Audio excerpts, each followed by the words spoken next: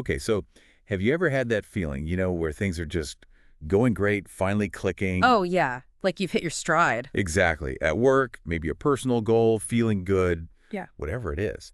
And then you think, okay, I can ease off a bit now. It just goes. Happens all the time. We think we've arrived. We've all done it.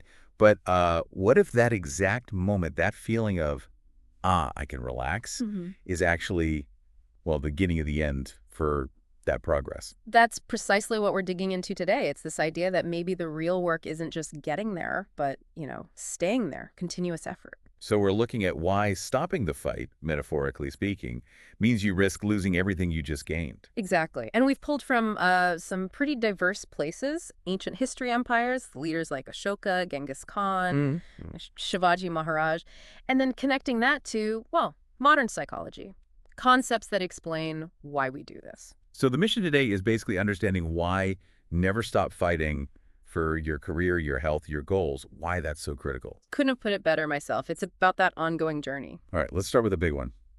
King Ashoka. Ancient India, right? 3rd century BCE. Yeah, a really powerful figure, the Mauryan Empire. And the story goes, after this unbelievably brutal war, the Kalinga conquest, I think something like 100,000 people died. Just horrific numbers, yeah, a turning point. Right. He has this massive, profound shift. He embraces Buddhism, promotes peace, builds hospitals, all this incredibly virtuous stuff. Sounds amazing, doesn't it? On the surface, absolutely. A total transformation for him personally, and it definitely brought peace for a time. But, There's always a but. well, yeah. The fascinating thing is what happens after Ashoka. Hmm. His empire, despite this virtuous turn, starts to decline pretty quickly, within a few generations. So it wasn't like a huge invasion came right away. It just sort of fizzled. Pretty much, it fragmented, lost its strength. Which leads us to this psychological idea you mentioned earlier, moral licensing. What's that about? Right. Moral licensing. Can you break that down? Sure. Basically, the idea is that when we do something good, something virtuous, it can subconsciously make us feel like we've earned credits, like we have permission to slack off a bit later. Okay. So you rack up good deeds points, and then you feel okay cashing them in for some, well, less good behavior. Or just inaction. Exactly. It's often subconscious. In Ashoka's case, maybe his successors felt, well, Ashoka made everything peaceful and good, the hard work's done, we can relax. That constant vigilance, the strength needed to hold a huge empire together, maybe it felt less necessary. That makes a scary amount of sense. It's like me thinking, okay, I went to the gym 4 times this week, so this giant pizza tonight, totally fine. Precisely. Or, I absolutely nailed that big project so I can just phone it in on this next smaller one. That comfort becomes a trap. So the positive change itself, Ashoka's virtuous turn, ironically might have sown the seeds for the later decline because it bred complacency. It's a real possibility. Resting on laurels, even virtuous ones, seems dangerous. Past success doesn't guarantee future results if the effort stops. That feeling of having earned it can be like a silent killer for goals. Okay, let's shift gears from ancient India to Rome, another classic story of rise and fall. Mm-hmm. The Roman Empire. And a big part of the decline narrative is often that bread and circuses period, Yeah. right? Where keeping the population fed and entertained became the priority over, say, civic duty or military service. Yeah, huge cultural shift. And psychologically, this points towards something called hedonic adaptation. Hedonic adaptation. Sounds That's- fancy. It's actually pretty simple. Our brains love pleasure, right? Dopamine hits.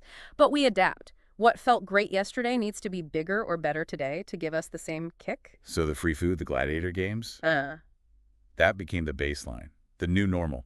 Exactly. People got used to that easy comfort, that constant stimulation. And when you're used to that, the harder stuff, military drills, participating in governance, seems less appealing. Why bother? The motivation just isn't there anymore. Right. And you see it everywhere today. Think about doom scrolling on your phone. Oh, yeah. Guilty. We all are. It's a constant stream of little dopamine hits, super easy, requires no effort, but it doesn't really satisfy, does it? And it makes it harder to focus on, I don't know, reading a book or tackling a challenging project. It's the modern circus, basically. And it makes procrastination and just settling for good enough feel easier. Totally. Those are the wolves at the door. Procrastination and mediocrity. They sneak in when we get too comfortable, too adapted to the easy stuff. So Ashoka's empire and Rome, Yeah.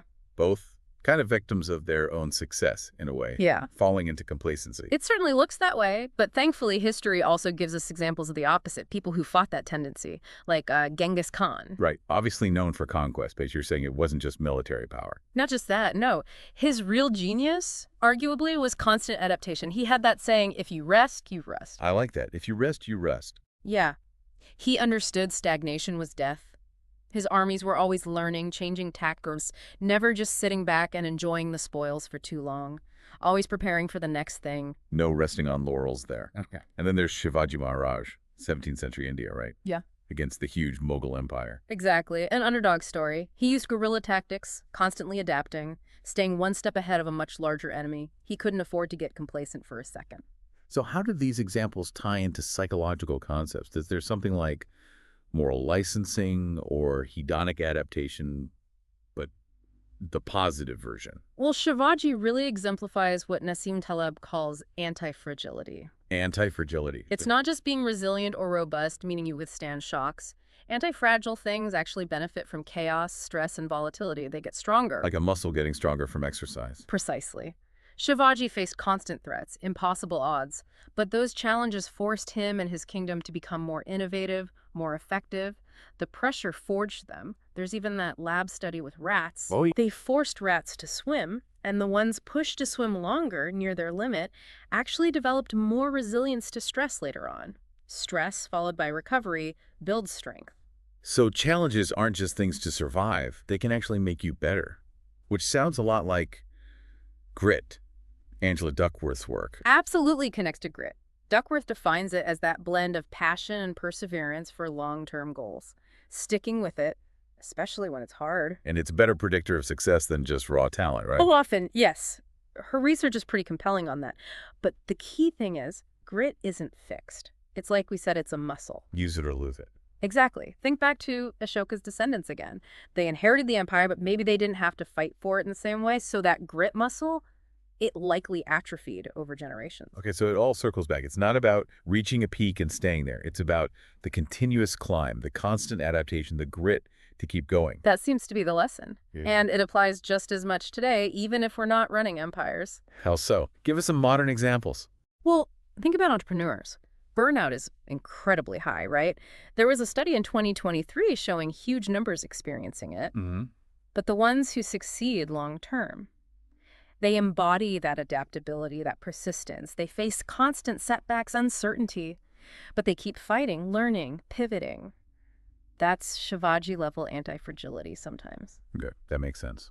What else? Think about parents fighting for their kids' futures, navigating school systems, health issues.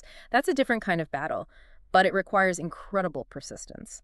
And often, people find immense personal growth through those struggles. That's post-traumatic growth. Right, finding strength through adversity. Or even students dealing with anxiety. They're fighting a battle too, learning to adapt themselves when the situation feels overwhelming. Like Viktor Frankl said, changing yourself when you can't change the situation. It takes immense inner strength. So this need to keep fighting, keep striving, it's universal.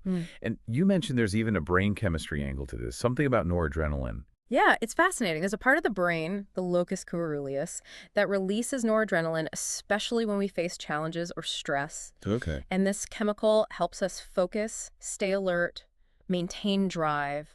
But it's a balance. Too little and you feel sluggish, unmotivated, kind of like that Roman complacency. Right, the meh feeling. Exactly. But too much noradrenaline and you get anxiety, panic, you freeze instead of fight. So the sweet spot is key. Enough challenge to keep you sharp and driven, but not so much that it overwhelms you. That seems to be it. That optimal level of arousal keeps us engaged, pushing forward. You could argue figures like Alexander the Great, with that relentless drive, probably had a very well-tuned system keeping them constantly motivated. Wow, okay. So the big picture, the core message here is pretty stark, actually. It is, whether it's your career, your health, your relationships, or creative project, the moment you stop actively tending to it, actively fighting for it, you start losing ground. It's never really done. Seems not.